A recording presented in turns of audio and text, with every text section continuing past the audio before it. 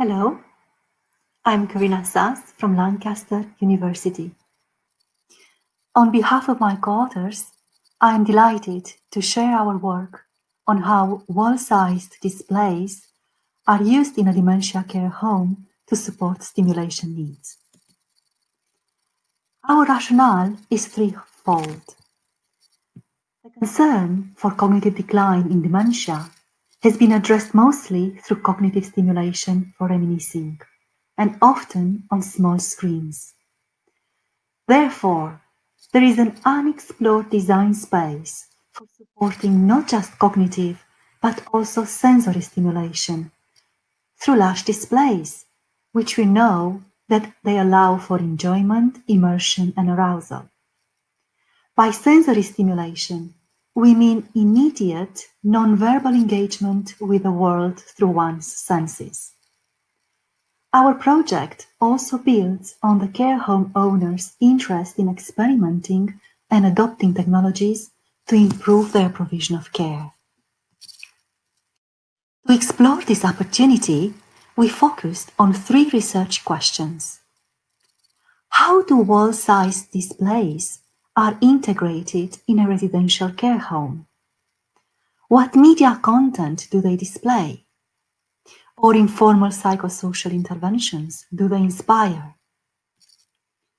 To address our objectives, we built the Dementia Wall prototype consisting of 9 high-quality displays arranged in a 3x3 L-shaped grid. Its height is 2 meters and length 2.4 meters. For the staff care, we provided a standard Google Chrome web browser on a Windows 10 PC with stereo speaker system and wireless keyboard. The study itself took place over a year-long deployment in a residential care home, where we made quarterly visits. We ran 24 contextual interviews with the care staff, family members, and one resident able to provide informed consent. Through the interviews, we explored the use and experience of the Dementia Wall, the psychosocial interventions it inspired, their benefits, and ways in which the display has impacted on the care home's practices. Given that traditionally, public displays have shown limited engagement and adoption, with novelty lasting less than 6 months, a key finding is the significant engagement and adoption of the Dementia Wall. Our log data indicates that it was extensively used for about 8 hours daily, usually from 9 a.m. to 5 p.m., and even more frequently after 8 p.m. toward the end of the year, benefiting residents' needs in the evening when they are tired or agitated. This engagement led to increased use of the room by residents and visiting families as it became integrated in their routines. This led to a strong attachment to the Dementia Wall, expressed by most participants, together with concerns for having it removed at the end of the project. Dementia Wall also impacted on the residential care home, both the house itself and the care practices. We have found 5 domestication activities, setting up and maintaining the Dementia Wall, plus 3 activities for co-designing informal interventions. Each of these involved a configuration of social actors, such as families, residents, and researchers, with the care staff driving this co-design stage. Digital plumbing refers to the work we do to set up and maintain novel technologies in our home, but has received limited consideration in sensitive settings. Concerning the setup, we made careful choices together with the care home owners regarding the placement, size, and shape of the display. With respect to the maintenance, we provided remote support through desktop access and over-the-phone email troubleshooting. Finding is the underlying theme of personhood informing the overall approach to dementia care, through both traditional interventions and novel ones inspired by the Dementia Wall. An important outcome is that Dementia Wall was open for exploration as encouraged by the care home owners, like in this quote. We have got a few carers that came up with ideas, prompted by the screen. I think that we have become more creative, realizing more things you could do. This democratic engagement included family members who became curators of their loved ones' photos, which were displayed by the care staff either in family-restricted settings or with other residents. This exploration was guided by the care staff's monitoring of residents' needs in order to curate the most appropriate content for their well-being in the moment, like in this quote. It is experimental, really, figuring out what works, what doesn't. We can change it day to day. If we see something works marvelously one time, and then the next time it doesn't work at all, because people change, different moods on different days. The media content was mostly videos from online sources such as YouTube that can be grouped in three main categories. Nature-inspired, such as seaside, forest, countryside, flowers, foliage or birds. Entertainment, such as films, music, dance or sports.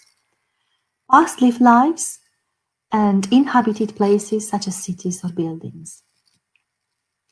Dementia Wall has inspired 4 types of informal psychosocial interventions supporting sensory, emotional, social, and cognitive stimulation. An important outcome is the value of nature-based content, such as videos of seascapes and forest landscapes for mood regulation.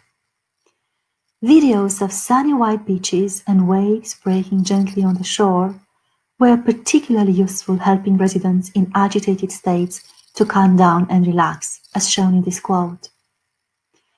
With severe dementia, there is a lot of walking, so that one resident almost exhausts herself. But with the right image, she would relax almost instantaneously. Shoulder would drop and she would sit and look at the screen. Other interventions involve bringing to life no longer accessible experiences, such as those of being in the cinema, restaurant, or church, like in this quote. She knows the church, and she was sort of sitting there, looking at it like there was a very familiar environment. She must have felt as if she was in the church, as one family member said. The shown movies in cinema-like experiences provided enjoyment and reminiscing. But rather than involving conversations, these experiences supported sensory and social stimulation, or what a family member called comfortable silences. It's a bit liberating when you can actually sit and just watch in a relaxed atmosphere. Now she's more relaxing, she enjoys the visits better. Our findings led to 4 key insights. Dementia Wall supported personhood by providing residents with choices for interaction. These were both explicit through choosing to be in the room to watch the display or to request specific content, as well as tacit, as their interests and moods inform the care staff choice of tailored content. These outcomes are significant given that having one's personal interest accounted for might be more important for personhood in dementia than the decision-making itself. Dementia Wall was used for group reminiscing. Generic content was also collectively relevant, showing shared generational experiences and identities of housewives in post-World War II, as most of the residents were.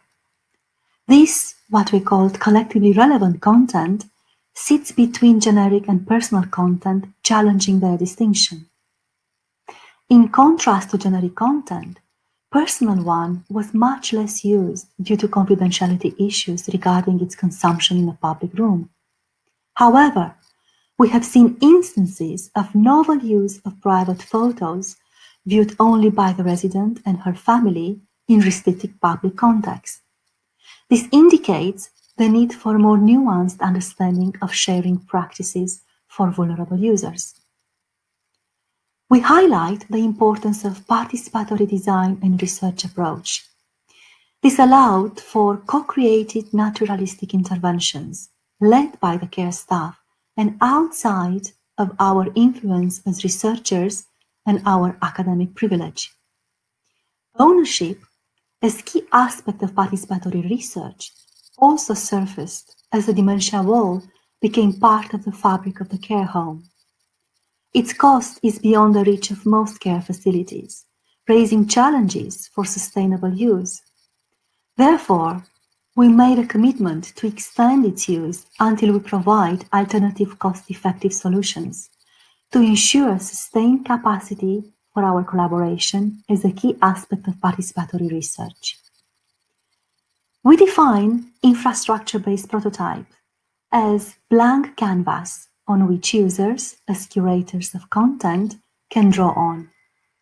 They are in fact large-scale infrastructures deployed for continuous long-term use in real settings to support a generic functionality whose content can be creatively explored for different social practices. Our findings challenge the dichotomy between traditional prototypes as implemented tools for evaluation and generative ones for playful exploration of the design space. Indeed, the Dementia Wall was used for both evaluation and generative purposes, leading to strong attachment and creative appropriation for novel uses such as psychosocial interventions.